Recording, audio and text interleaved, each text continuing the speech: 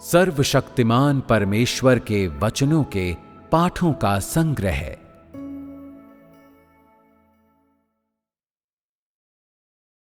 परमेश्वर का कार्य और मनुष्य का कार्य।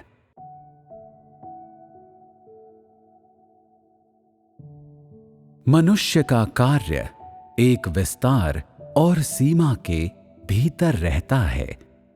एक व्यक्ति केवल किसी निश्चित चरण के कार्य को करने में ही समर्थ होता है।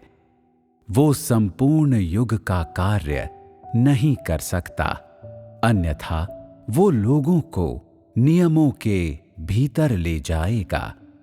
मनुष्य के कार्य को केवल एक विशेष समय या चरण पर ही लागू किया जा सकता है। ऐसा इसलिए है क्योंकि मनुष्य के अनुभव का एक दायरा होता है। परमेश्वर के कार्य की तुलना मनुष्य के कार्य से नहीं की जा सकती। मनुष्य के अभ्यास करने के तरीके और सत्य का उसका ज्ञान, ये सभी एक विशेष दायरे में लागू होते हैं। तुम ये नहीं कह सकते कि जिस मार्ग पर मनुष्य चलता है वो पूरी तरह से पवित्र आत्मा की इच्छा है, क्योंकि मनुष्य को केवल पवित्र आत्मा द्वारा ही प्रबुद्ध किया जा सकता है और उसे पवित्र आत्मा से पूरी तरह से नहीं भरा जा सकता। जिन चीजों को मनुष्य अनुभव कर सकता है वे सभी सामान्य मानवता के दायरे के भीतर हैं और वे सामान्य मानवीय बुद्धि में मौजूद विचारों की सीमाओं से आगे नहीं बढ़ सकती। वे सभी लोग जो सत्य वास्तविकता को जी सकते हैं इस सीमा के भीतर अनुभव करते हैं। जब वे सत्य का अनुभव करते हैं तो ये हमेशा पवित्र आत्मा द्वारा प्रबुद्ध सामान्य मानवीय जीवन का अनुभव होता है। ये उस तरह से अनुभव करना नहीं है जो सामान्य मानवीय जीवन से भटक जाता है। वे अपने मानवीय जीवन को जीने की बुनियाद पर पवित्र आत्मा के द्वारा प्रबुद्ध किए गए सत्य का अनुभव करते हैं। इसके अतिरिक्त ये सत्य हर व्यक्ति के लिए अलग होता है और इसकी गहराई उस व्यक्ति की अवस्था से संबंधित होती है। ये कहा जा सकता है कि जिस मार्ग पर वे चलते हैं वो ऐसे व्यक्ति का सामान्य मानवीय जीवन है जो सत्य की खोज कर रहा है, और इसे ऐसा मार्ग कहा जा सकता है जिस पर पवित्र आत्मा द्वारा प्रबुद्ध कोई सामान्य व्यक्ति चल चुका है। कोई ये नहीं कह सकता कि जिस मार्ग पर वे चलते हैं वो ऐसा मार्ग है जिस पर पवित्र आत्मा चलता है। सामान्य मानवीय अनुभव में, क्योंकि जो लोग अनुसरण करते हैं वे एक समान नहीं होते, इसलिए पवित्र आत्मा का कार्य भी समान नहीं होता। इसके अतिरिक्त, क्योंकि जिन परिवेशों का लोग अनुभव करते हैं और उनके अनुभव की सीमाएं एक समान नहीं होती, इसलिए उनके मन और विचारों के मिश्रण की वजह से उनका अनुभव विभिन्न अंशों तक मिश्रित हो जाता है। प्रत्येक व्यक्ति अपनी भिन्न व्यक्तिगत परिस्थितियों के अनुसार ही किसी सत्य को समझता है।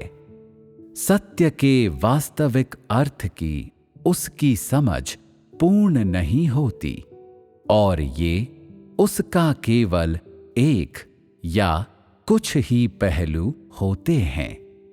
मनुष्य सत्य के जिस दायरे का अनुभव करता है वो प्रत्येक इंसान की परिस्थितियों के अनुरूप बदलता है। इस तरह एक ही सत्य के बारे में विभिन्न लोगों द्वारा व्यक्त ज्ञान एक समान नहीं होता। कहने का तात्पर्य है कि मनुष्य के अनुभव की हमेशा सीमाएं होती हैं और ये पवित्र आत्मा की इच्छा को पूरी तरह से नहीं दर्शा सकता और न ही मनुष्य के कार्य को परमेश्वर का कार्य समझा जा सकता। फिर भले ही जो कुछ मनुष्य द्वारा व्यक्त किया गया है वो परमेश्वर की इच्छा से बहुत बारीकी से मेल क्यों ना खाता हो, भले ही मनुष्य का अनुभव पवित्र आत्मा द्वारा किए जाने वाले पूर्ण करने के कार्य के बेहद करीब ही क्यों ना हो। मनुष्य केवल परमेश्वर का सेवक हो सकता है जो केवल वही कार्य करता है जो परमेश्वर उसे सौंपता है। मनुष्य केवल पवित्र आत्मा द्वारा प्रबुद्ध ज्ञान और व्यक्तिगत अनुभवों से प्राप्त सत्यों को ही व्यक्त कर सकता है। मनुष्य अयोग्य है और पवित्र आत्मा का निर्गम बनने की शर्तों को पूरा नहीं करता। वो ये कहने का हकदार नहीं है कि उसका कार्य परमेश्वर का कार्य है। मनुष्य के पास मनुष्य के कार्य करने के सिद्धांत हैं। सभी लोगों के अनुभव अलग होते हैं और उनकी स्थितियां अलग होती हैं। मनुष्य के कार्य में पवित्र आत्मा की प्रबुद्धता के अंतर्गत उसके सभी अनुभव शामिल होते हैं। ये अनुभव केवल मनुष्य के अस्तित्व का ही प्रतिनिधित्व कर सकते हैं। ये परमेश्वर के अस्तित्व का या पवित्र आत्मा की इच्छा का प्रतिनिधित्व नहीं करते। इसलिए ये नहीं कहा जा सकता कि मनुष्य जिस मार्ग पर चलता है उसी पर पवित्र आत्मा भी चलता है, क्योंकि मनुष्य का कार्य परमेश्वर के कार्य का प्रतिनिधित्व नहीं कर सकता। मनुष्य के कार्य और अनुभव पवित्र आत्मा की संपूर्ण इच्छा नहीं है। मनुष्य का कार्य नियमों के चक्कर में पड़ सकता है और उसकी कार्य पद्धति आसानी से एक दायरे में सीमित हो जाती है और ये लोगों की स्वतंत्र मार्ग पर अगुवाई करने में असमर्थ होती है। अधिकांश अनुयायी एक सीमित दायरे में जीवन जीते हैं और उनके अनुभव करने का तरीका भी अपने दायरे में सीमित होता है। मनुष्य का अनुभव हमेशा सीमित होता है।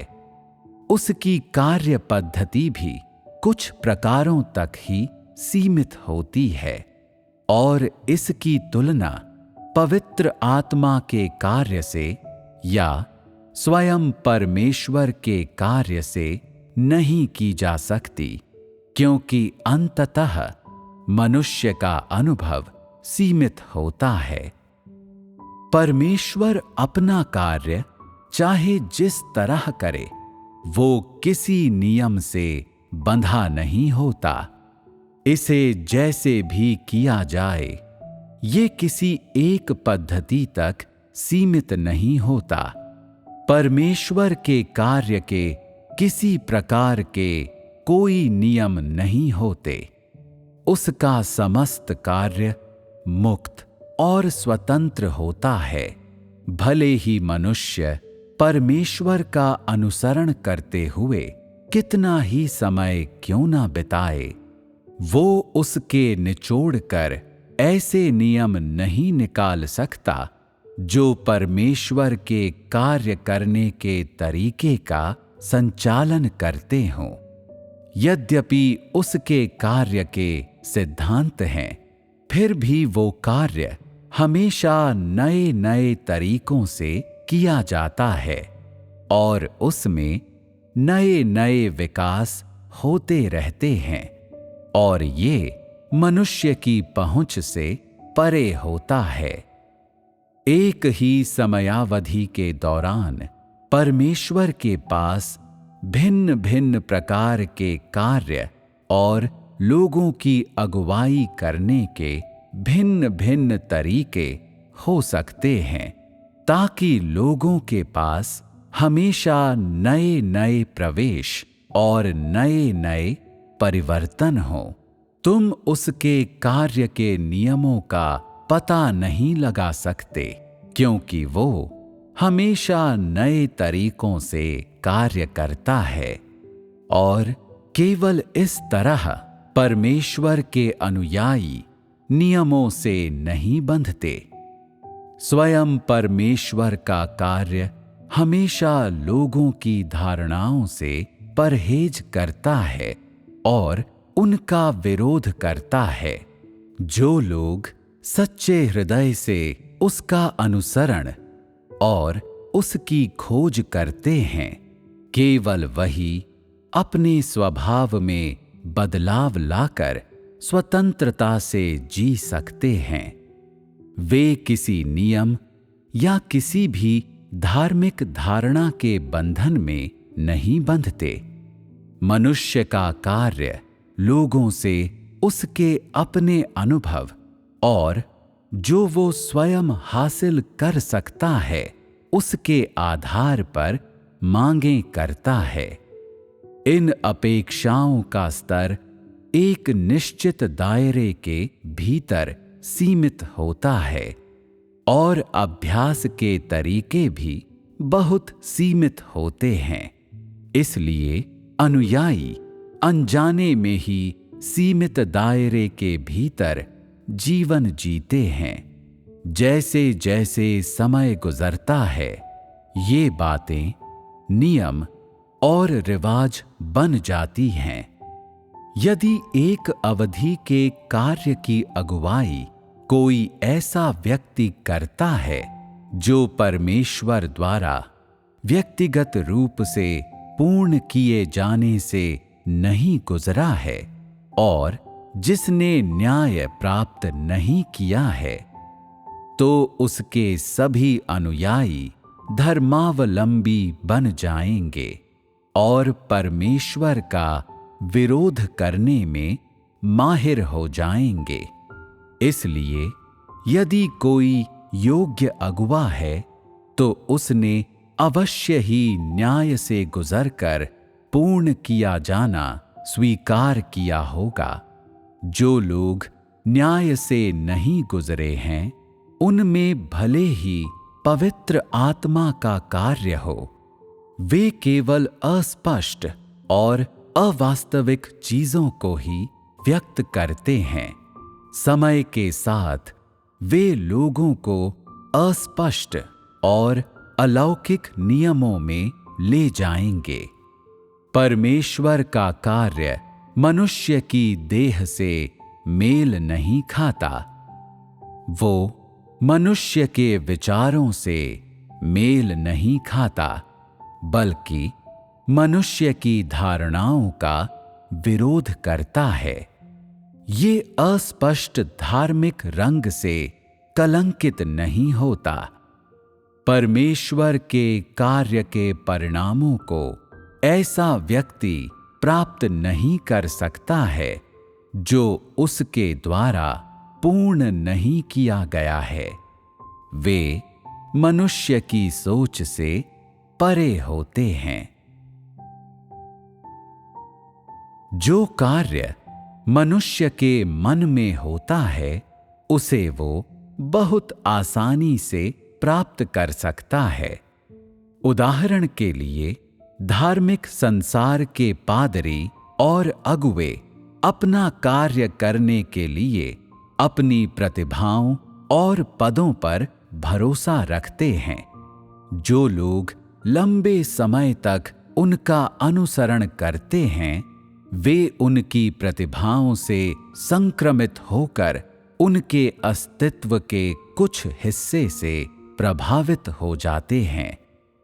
वे लोगों की प्रतिभा, योग्यता और ज्ञान को निशाना बनाते हैं। वे अलौकिक चीजों और अनेक गहन और अवास्तविक सिद्धांतों पर ध्यान देते हैं। वे लोगों के स्वभाव में बदलाव पर ध्यान न देकर लोगों को उपदेश देने और कार्य करने का प्रशिक्षण देने, लोगों के ज्ञान और उनके भरपूर धार्मिक सिद्धांतों को सुधारने पर ध्यान देते हैं। वे इस बात पर ध्यान नहीं देते कि लोगों के स्वभाव में कितना परिवर्तन हुआ है, न ही इस बात पर ध्यान देते हैं कि लोग कितना सत्य समझते हैं। उन्हें लोगों के सार से कोई लेना देना नहीं होता। वे लोगों की सामान्य और असामान्य दशा को जानने की कोशिश तो बिल्कुल नहीं करते। वे लोगों की धारणाओं का विरोध नहीं करते, न ही वे अपनी धारणाओं को प्रकट करते हैं। वे लोगों की कमियों या भ्रष्टता के लिए उनकी काट छांट तो बिल्कुल भी नहीं करते। उनका अनुसरण करने वाले अधिकांश लोग अपनी प्रतिभा से सेवा करते हैं और जो कुछ वे प्रदर्शित करते हैं वो धार्मिक धारणाएं और धर्म संबंधी सिद्धांत होते हैं जिनका वास्तविकता से कोई नाता नहीं होता और वे लोगों को जीवन प्रदान करने में पूरी तरह से असमर्थ होते हैं। वास्तव में उनके कार्य का सार प्रतिभाओं का पोषण करना, प्रतिभाहीन व्यक्ति का पोषण करके उसे एक योग्य सेमिनरी स्नातक बनाना है, जो बाद में कार्य और अगुवाई करता है। क्या तुम परमेश्वर के 6000 वर्षों के कार्य में किसी नियम का पता लगा सकते हो? मनुष्य के कार्य में बहुत से नियम और प्रतिबंध होते हैं और मानवीय मस्तिष्क बहुत ही रूढ़िवादी होता है। इसलिए मनुष्य जो कुछ व्यक्त करता है वो उसके अनुभव के दायरे में मौजूद उसका ज्ञान और एहसास होता है। मनुष्य इसके अलावा कुछ भी व्यक्त करने में असमर्थ है। मनुष्य के अनुभव या उसका ज्ञान उसकी जन्मजात प्रतिभाओं या सहज प्रवृत्ति से उत्पन्न नहीं होते। वे परमेश्वर के मार्गदर्शन और उसकी प्रत्यक्ष चरवाही की वजह से उत्पन्न होते हैं। मनुष्य के पास केवल इस चरवाही को स्वीकार करने का गुण होता है और उसके पास वो गुण नहीं होता जिससे वो सीधे तौर पर ये अभिव्यक्त करे कि दिव्यता क्या है। मनुष्य स्रोत बनने में असमर्थ है। वो केवल ऐसा पात्र हो सकता है जो स्रोत से पानी को स्वीकार करता है। ये मनुष्य की सहज प्रवृत्ति है। ऐसा गुण है जो मनुष्य होने के नाते उसमें होना चाहिए। यदि कोई व्यक्ति परमेश्वर के वचन को ग्रहण करने वाले उस गुण को गंवा देता है और मानवीय सहज प्रवृत्ति को गंवा देता है, तो वो व्यक्ति उसे भी खो देता है जो अत्यंत बहुमूल्य है, और सृजित मनुष्य के कर्तव्य को भी गंवा देता है। यदि किसी मनुष्य में परमेश्वर के वचन या कार्य का ज्ञान या अनुभव नहीं है, तो वो व्यक्ति अपना कर्तव्य, ऐसा कर्तव्य जो उसे एक सृजित प्राणी के रूप में निभाना चाहिए, गंवा देता है, और वो सृजित प्राणी के रूप में अपनी गरिमा गंवा देता है। ये व्यक्त करना परमेश्वर की सहज प्रवृत्ति है कि दिव्यता क्या है, फिर चाहे इसे देह में व्यक्त किया जाए या सीधे तौर पर पवित्रात्मा द्वारा व्यक्त किया जाए, ये परमेश्वर की सेवकाई है। मनुष्य परमेश्वर के कार्य के दौरान या उसके बाद अपना अनुभव या ज्ञान व्यक्त करता है। ये मनुष्य की सहज प्रवृत्ति और कर्तव्य है, और वही मनुष्य को प्राप्त करना चाहिए। यद्यपि मनुष्य की अभिव्यक्ति परमेश्वर की अभिव्यक्ति से बहुत ही कम होती है, हालांकि मनुष्य की अभिव्यक्ति बहुत से नियमों से बंधी होती है, फिर भी मनुष्य को अपना कर्तव्य निभाना चाहिए और उसे वो कार्य करना चाहिए जो उसे करना है। मनुष्य को अपना कर्तव्य निभाने के लिए हर संभव प्रयास करना चाहिए और उसे कोई भी संदेह नहीं होना चाहिए। वर्षों तक कार्य करने के पश्चात मनुष्य अपने बरसों के काम, कुछ अनुभव और साथ ही संचित बुद्धि और नियमों का सार निकालेगा। जो इंसान लंबे समय तक कार्य करता रहा है, वो जानता है कि पवित्र आत्मा के कार्य की गति को कैसे समझना है। वो जानता है कि पवित्र आत्मा कब कार्य कर रहा है और कब नहीं। वो जानता है कि जिम्मेदारी वहन करते हुए कैसे संगति करनी है। वो पवित्र आत्मा के कार्य की सामान्य स्थिति से और जीवन में लोगों के विकास की सामान्य स्थिति से अवगत होता है। वो ऐसा व्यक्ति है जिसने वर्षों तक कार्य किया है और जो पवित्र आत्मा के कार्य को जानता है।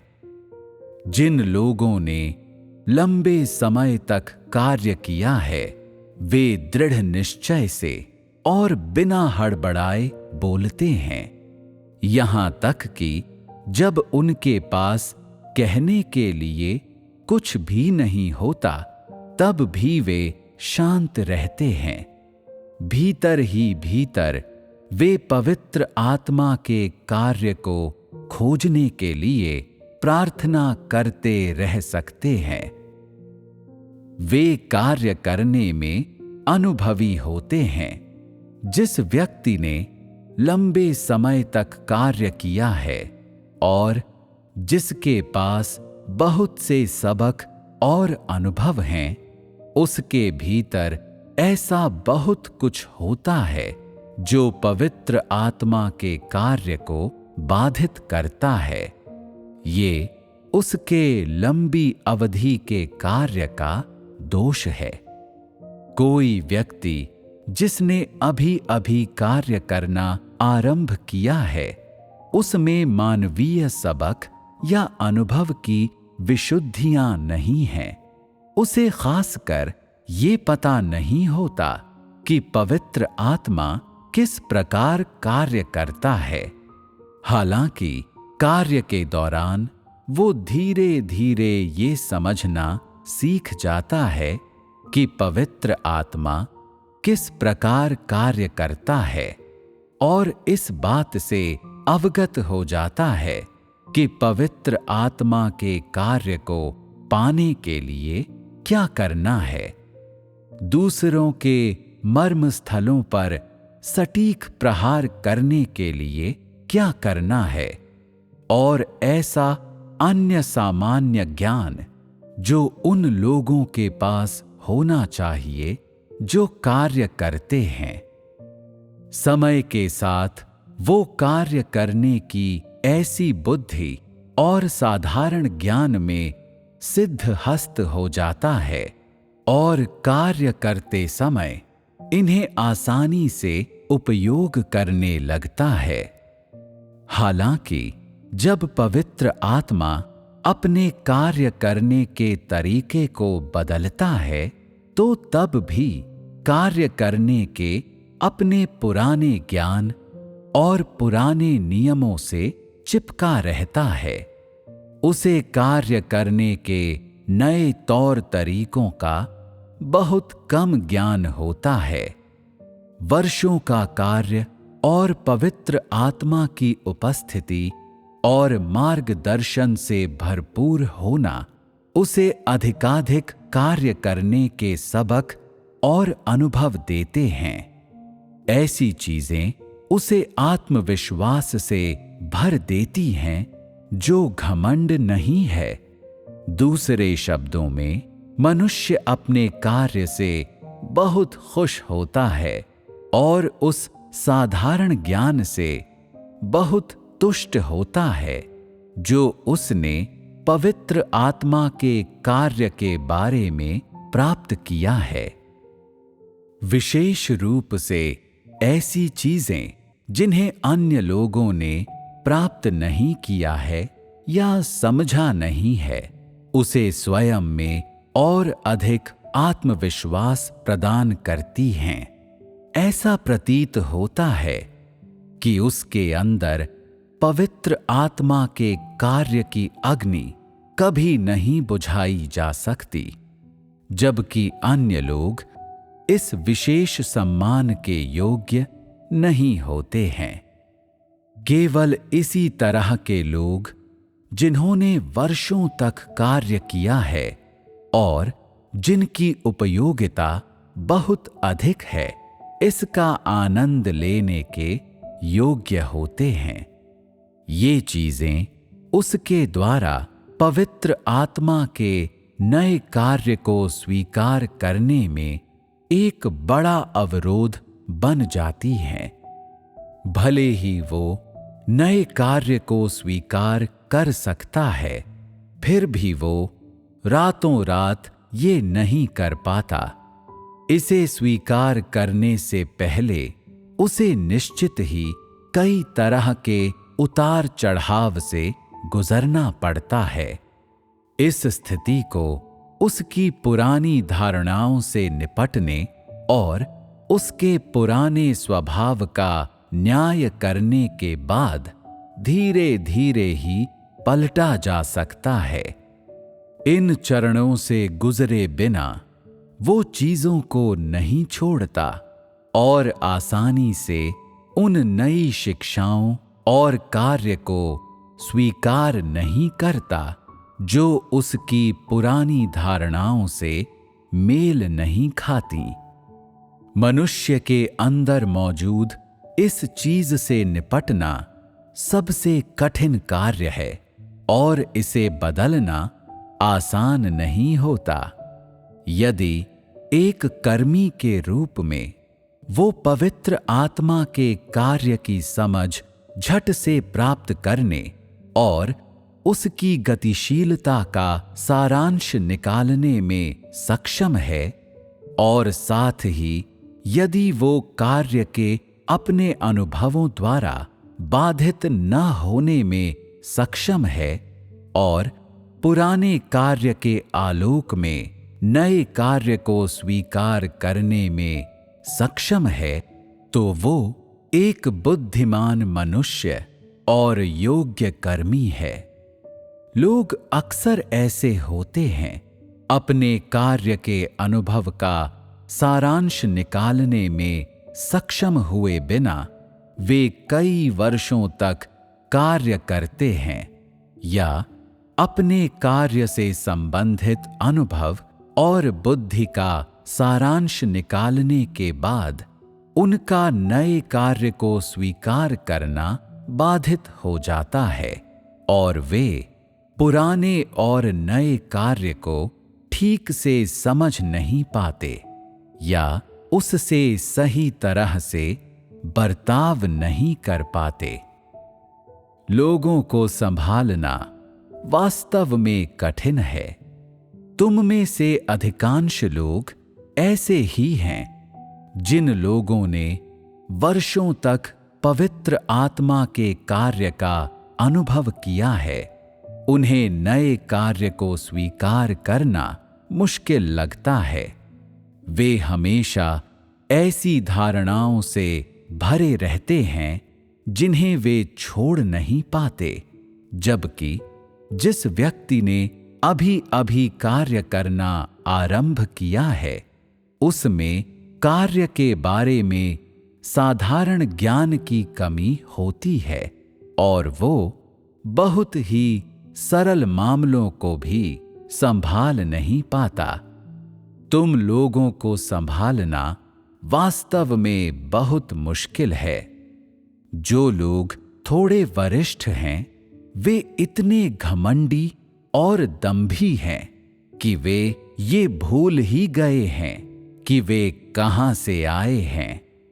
वे छोटे लोगों को हमेशा नीची नजरों से देखते हैं, मगर वे नए कार्य को स्वीकार नहीं कर पाते और न ही उन धारणाओं को दूर कर पाते हैं जो उन्होंने वर्षों से एकत्रित करके रखी हुई हैं। यद्यपि वे अज्ञानी युवा लोग पवित्र आत्मा के नए कार्य को थोड़ा बहुत स्वीकार तो कर लेते हैं और बहुत उत्साहित होते हैं, फिर भी वे हमेशा संभ्रमित हो जाते हैं। उन्हें पता नहीं होता कि समस्याएं आने पर उनका सामना कैसे करना है। वे उत्साही तो हैं, मगर अज्ञानी हैं। उन्हें पवित्र आत्मा के कार्य की बहुत कम समझ होती है और वे अपने जीवन में उसका उपयोग नहीं कर पाते। ये पूरी तरह से निरर्थक सिद्धांत है। तुम जैसे बहुत से लोग हैं। कितने लोग उपयोग के लायक हैं? ऐसे कितने लोग हैं जो पवित्र आत्मा की प्रबुद्धता और रोशनी का पालन कर सकते हैं और परमेश्वर की इच्छा के अनुरूप हो सकते हैं? ऐसा प्रतीत होता है कि तुम लोगों में से जो अब तक अनुयायी रहे हैं, वे बहुत आज्ञाकारी रहे हैं, परंतु वास्तव में तुम लोगों ने अपनी धारणाओं को छोड़ा नहीं है। तुम लोग अभी भी बाइबल में खोज रहे हो, अस्पष्टता में विश्वास कर रहे हो या धारणाओं में ही भटक रहे हो। ऐसा कोई नहीं है जो सावधानी पूर्वक आज के वास्तविक कार्य की खोज करता हो या उसकी गहराई में जाता हो। तुम लोग आज के मार्ग को अपनी पुरानी धारणाओं के साथ स्वीकार कर रहे हो। तुम लोग ऐसे विश्वास से क्या प्राप्त कर सकते हो? ऐसा कहा जा सकता है कि तुम लोगों में बहुत सी धारणाएं छिपी हुई हैं जो प्रकट नहीं हुई हैं और तुम लोग उन्हें छिपाने का भरपूर प्रयास कर रहे हो और उन्हें आसानी से प्रकट नहीं करते हो। तुम लोग नए कार्य को ईमानदारी से स्वीकार नहीं करते और अपनी पुरानी धारणाओं को छोड़ने की तुम्हारी कोई योजना नहीं है। तुम लोगों के पास जीवन के बहुत से फलसफे हैं और वे बहुत ज्यादा हैं। तुम लोग अपनी पुरानी धारणाओं को छोड़ते नहीं हो और नए कार्य के साथ अनिच्छा से व्यवहार करते हो। तुम लोगों का हृदय बहुत ही कुटिल है और तुम लोग नए कार्य को गंभीरता से लेने के लिए कोई कदम नहीं उठाते।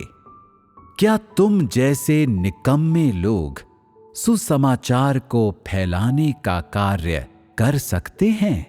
क्या तुम लोग संपूर्ण विश्व में इसे फैलाने का कार्य करने की जिम्मेदारी लेने के काबिल हो? तुम लोगों के ये अभ्यास तुम्हें तुम्हारे स्वभाव को रूपांतरित करने और परमेश्वर को जानने से रोक रहे हैं। यदि तुम्हारा यही रवैया रहा तो तुम लोग अवश्य ही हटा दिए जाओगे। तुम लोगों को पता होना चाहिए कि परमेश्वर के कार्य और मनुष्य के कार्य में भेद कैसे करना है। तुम मनुष्य के कार्य में क्या देख सकते हो? मनुष्य के कार्य में उसके अनुभव के बहुत से तत्व होते हैं। मनुष्य वही व्यक्त करता है जैसा वो होता है। परमेश्वर का अपना कार्य भी वही अभिव्यक्त करता है जो वो है, परंतु उसका अस्तित्व मनुष्य से भिन्न है। मनुष्य का अस्तित्व मनुष्य के अनुभव और जीवन का प्रतिनिधि है और भिन्न भिन्न परिवेशों में रहने वाले लोग भिन्न भिन्न अस्तित्व व्यक्त करते हैं। क्या तुम्हारे पास सामाजिक अनुभव है और तुम वास्तव में किस प्रकार अपने परिवार में रहते और उसके भीतर कैसे अनुभव करते हो? इसे तुम्हारी अभिव्यक्ति में देखा जा सकता है, जबकि तुम देहधारी परमेश्वर के कार्य से ये नहीं देख सकते कि उसके पास सामाजिक अनुभव हैं या नहीं। वो मनुष्य के सार से अच्छी तरह से अवगत है। वो सभी प्रकार के लोगों से संबंधित हर तरह के अभ्यास प्रकट कर सकता है। वो मानव के भ्रष्ट स्वभाव और विद्रोही व्यवहार को भी बेहतर ढंग से प्रकट करता है। वो सांसारिक लोगों के बीच नहीं रहता, परंतु वो नश्वर लोगों की प्रकृति और सांसारियों की समस्त भ्रष्टता से अवगत है।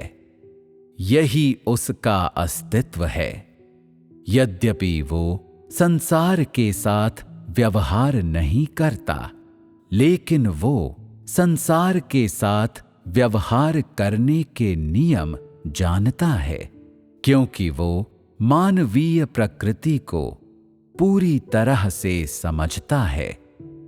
वो पवित्रात्मा के आज के और अतीत के दोनों कार्यों के बारे में जानता है, जिन्हें मनुष्य की आंखें नहीं देख सकती और कान नहीं सुन सकते। इसमें बुद्धि शामिल है, जो कि जीने का फलसफा और चमत्कार नहीं है, जिनकी थाह पाना मनुष्य के लिए कठिन है। यही उसका अस्तित्व है, लोगों के लिए खुला भी और उनसे छिपा हुआ भी है। वो जो कुछ व्यक्त करता है वो असाधारण मनुष्य का अस्तित्व नहीं है, बल्कि पवित्रात्मा के अंतर्निहित गुण और अस्तित्व हैं। वो दुनिया भर में यात्रा नहीं करता, परंतु उसकी हर चीज को जानता है। वो वन मानुषों के साथ संपर्क करता है जिनके पास कोई ज्ञान या अंतर्दृष्टि नहीं होती, परंतु वो ऐसे वचन व्यक्त करता है जो ज्ञान से ऊंचे और महान लोगों से ऊपर होते हैं। वो मंद बुद्धि और संवेदन शून्य लोगों के समूह में रहता है, जिनमें न तो मानवीयता होती है और न ही वे मानवीय परंपराओं और जीवन को समझते हैं, परंतु वो लोगों से सामान्य मानवता का जीवन जीने के लिए कह सकता है। साथ ही वो इंसान की नीच और अधम मानवता को भी प्रकट करता है। ये सब कुछ उसका अस्तित्व ही है। किसी भी रक्त मांस के इंसान के अस्तित्व की तुलना में कहीं अधिक ऊंचा है। उसके लिए ये आवश्यक नहीं है कि वो उस कार्य को करने के लिए जो उसे करना है और भ्रष्ट मनुष्य के सार को पूरी तरह से प्रकट करने के लिए जटिल, बोझिल और पतित सामाजिक जीवन का अनुभव करे। पतित सामाजिक जीवन उसके देह को कुछ नहीं सिखाता। उसके कार्य और वचन केवल मनुष्य की अवज्ञा को प्रकट करते हैं। वे संसार के साथ निपटने के लिए मनुष्य को अनुभव और सबक प्रदान नहीं करते। जब वो मनुष्य को जीवन की आपूर्ति करता है तो उसे समाज या मनुष्य के परिवार की जांच पड़ताल करने की आवश्यकता नहीं होती। मनुष्य को उजागर करना और न्याय करना उसके देह के अनुभवों की अभिव्यक्ति नहीं है। ये लंबे समय तक मनुष्य की अवज्ञा को जानने के बाद उसका मनुष्य की अधार्मिकता को प्रकट करना और मनुष्य की भ्रष्टता से घृणा करना है। परमेश्वर के सारे कार्य का तात्पर्य मनुष्य के सामने अपने स्वभाव को प्रकट करना और अपने अस्तित्व को व्यक्त करना है। केवल वही इस कार्य को कर सकता है। इस कार्य को रक्त मांस का व्यक्ति नहीं कर सकता। परमेश्वर के कार्य से मनुष्य ये नहीं बता सकता कि परमेश्वर किस प्रकार का व्यक्ति है। मनुष्य परमेश्वर के कार्य के आधार पर उसे एक सृजित व्यक्ति के रूप में वर्गीकृत भी नहीं कर सकता। परमेश्वर का अस्तित्व भी उसे एक सृजित प्राणी के रूप में वर्गीकृत करना असंभव बना देता है। मनुष्य उसे केवल एक गैर मानव मान सकता है। उसे ये नहीं पता कि परमेश्वर को किस श्रेणी में रखा जाए, इसलिए मनुष्य उसे परमेश्वर की श्रेणी में रखने के लिए मजबूर है।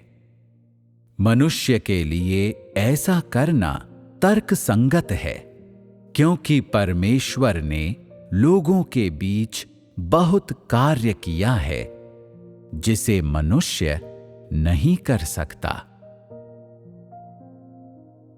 जिस कार्य को परमेश्वर करता है वो उसके देह के अनुभव का प्रतिनिधित्व नहीं करता। जिस कार्य को मनुष्य करता है वो मनुष्य के अनुभव का प्रतिनिधित्व करता है। हर कोई अपने व्यक्तिगत अनुभव की बात करता है। परमेश्वर सीधे तौर पर सत्य व्यक्त कर सकता है, जबकि मनुष्य केवल सत्य का अनुभव करने के पश्चात तदनुरूप अनुभव को व्यक्त कर सकता है। परमेश्वर के कार्य में कोई नियम नहीं होते और वो समय या भौगोलिक सीमाओं से मुक्त है। वो जो है उसे वो किसी भी समय कहीं पर भी प्रकट कर सकता है। उसे जैसा अच्छा लगता है वो वैसा ही करता है। मनुष्य के कार्य में परिस्थितियां और संदर्भ होते हैं। उनके बिना वो कार्य करने में असमर्थ होता है और वो परमेश्वर के बारे में अपने ज्ञान को व्यक्त करने या सत्य के बारे में अपने अनुभव को व्यक्त करने में भी असमर्थ होता है। ये बताने के लिए कि ये परमेश्वर का कार्य है या मनुष्य का, तुम्हें बस उनके बीच अंतर की तुलना करनी है।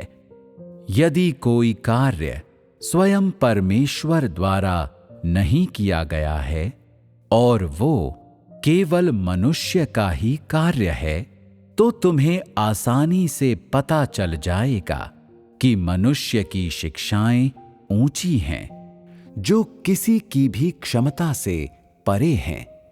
उसके बोलने का अंदाज, चीजों को संभालने का उसका सिद्धांत और कार्य करने का उसका अनुभवी और सधा हुआ तरीका दूसरों की पहुंच से बाहर होते हैं। तुम सभी इन अच्छी क्षमता और उत्कृष्ट ज्ञान वाले लोगों की सराहना करते हो, परंतु तुम परमेश्वर के कार्य और वचनों से ये नहीं देख पाते कि उसकी मानवता कितनी ऊंची है। इसके बजाय वो साधारण है और कार्य करते समय वो सामान्य और वास्तविक होता है। फिर भी नश्वर इंसान के लिए वो असीमित भी है, जिसकी वजह से लोग उसके प्रति एक श्रद्धा का भाव रखते हैं। शायद किसी व्यक्ति का अपने कार्य में अनुभव विशेष रूप से ऊंचा हो या उसकी कल्पना और तर्क शक्ति विशेष रूप से ऊंची हो और उसकी मानवता विशेष रूप से अच्छी हो।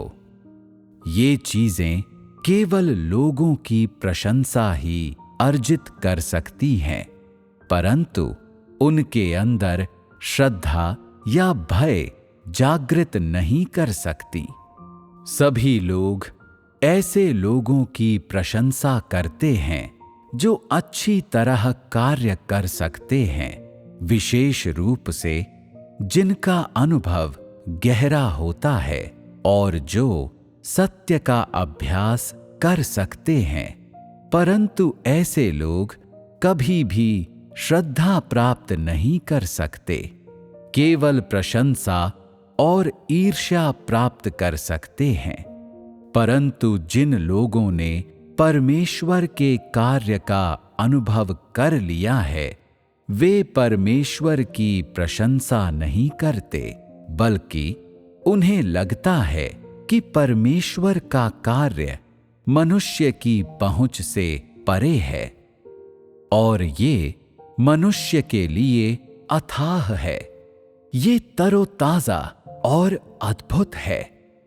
जब लोग परमेश्वर के कार्य का अनुभव करते हैं तो उसके बारे में उनका पहला ज्ञान ये होता है कि वो अथाह, बुद्धिमान और अद्भुत है और वे अनजाने में उसका आदर करते हैं और उस कार्य के रहस्य को महसूस करते हैं जो वो करता है, जो कि मनुष्य के दिमाग की पहुंच से परे है।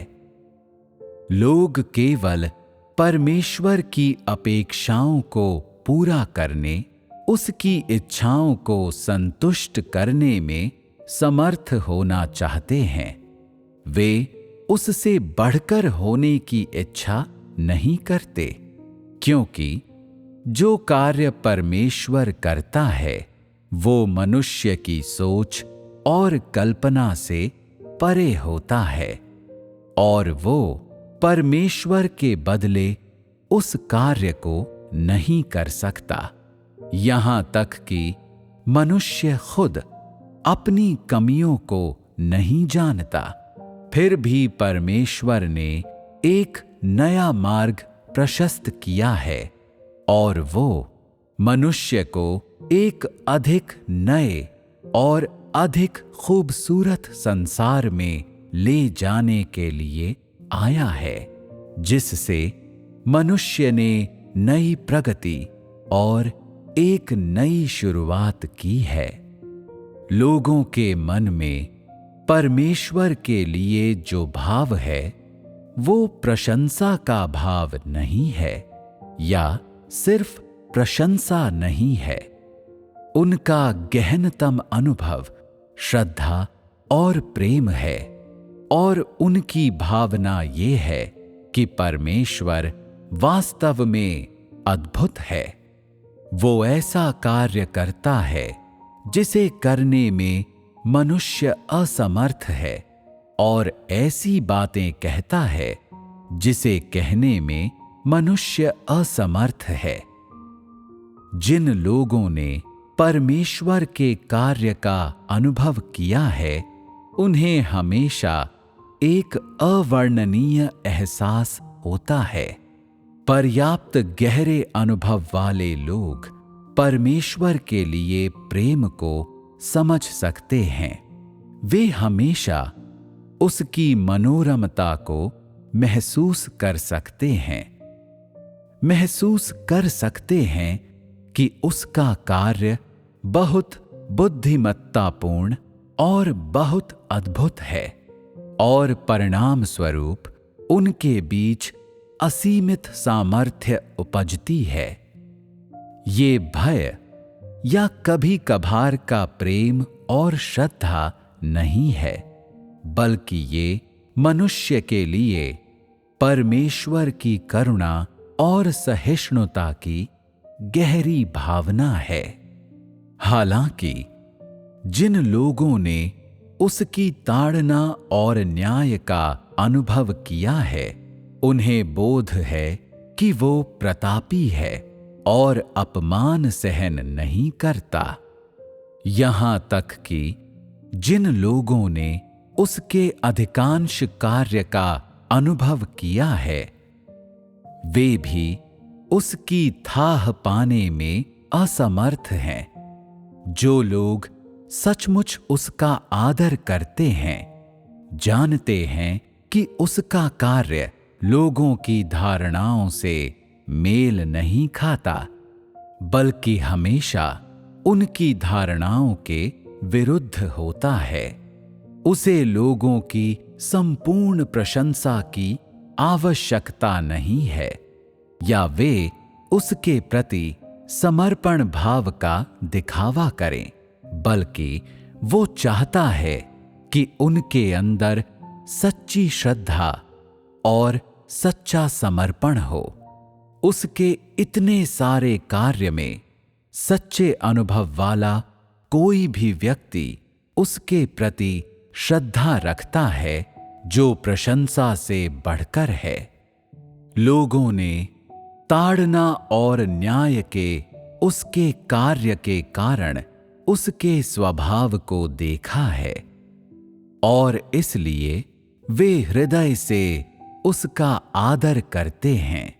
परमेश्वर श्रद्धेय और आज्ञा पालन करने योग्य है, क्योंकि उसका अस्तित्व और उसका स्वभाव सृजित प्राणियों के समान नहीं है, ये सृजित प्राणियों से ऊपर है।